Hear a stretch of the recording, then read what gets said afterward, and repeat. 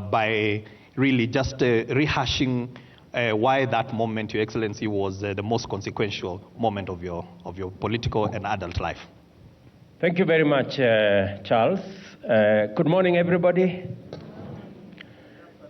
Oh, sorry. Okay, good afternoon, everybody. And welcome to this session. And my friends here, karibuni sana.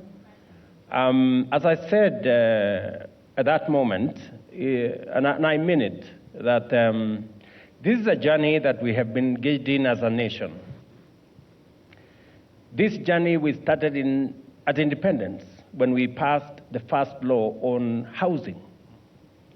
It is at that moment that other countries passed the law on housing. Many countries have made huge progress. Singapore, Malaysia, other countries have made huge progress. We didn't make as much progress as a country. We have, successive governments have tried to implement this housing program. We went through different phases. We called it at some point slum upgrading, to try and deal with this challenge. We tried, and we were not very successful as a country. I remember when, as deputy president, we tried as the Jubilee administration, part of our Big Four program was housing. And you remember, Charles, that my predecessor, President Uhuru Kenyatta, told me, I have a very good professional in South Africa. And you remember we came for you from South Africa. Correct. You had a good job. But we told you, you have a country called Kenya, which is your home. And you were kind enough to leave the job you had, much more paying than what we were paying you, but for country, you came and joined us.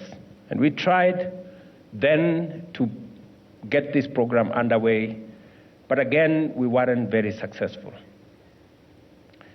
When I got the opportunity and the chance and the privilege to be president, I said, this is one thing amongst the many things I want to do. And because it is the right thing to do. We have said here, I've heard the country director talk of World Bank, and all the statistics point to a future that is urban. And we have no choice about that future being urban, but we have a choice on what type of urban future we are going to have. Are people going to live in informal settlements? Are they going to live in slums? Or they are going to live in planned, dignified shelter that has dignity? And so, because Kenya is urbanizing, we've just been told by the country director of the World Bank, among the highest in the world, 4.3%. 50% of our population will be living in urban centers by 2050. Maybe 30, maybe 35 million Kenyans, maybe 40 million Kenyans will be living in urban centers by 2050.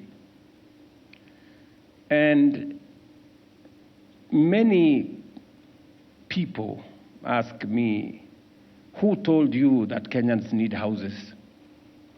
Why are you pushing this agenda of housing? Maybe you are pushing it for other reasons. But I have a simple answer. The answers, the statistics answer them.